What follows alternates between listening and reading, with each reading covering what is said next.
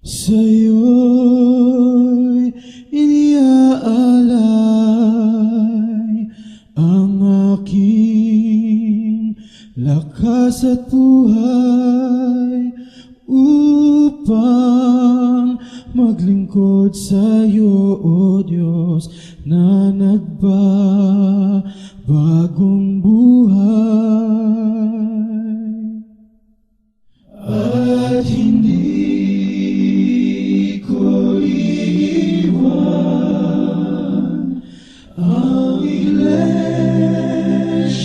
mo, mahal. Tungkulin kong tinanggap, di ko babayaan.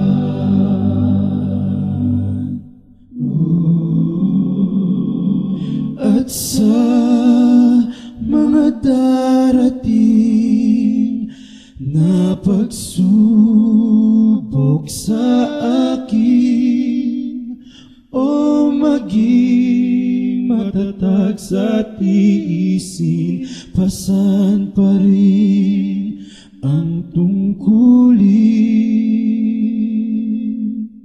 Kung sumapit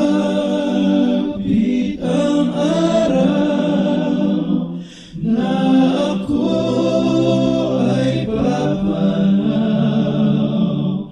ay tiyak ang pangako mo, ako'y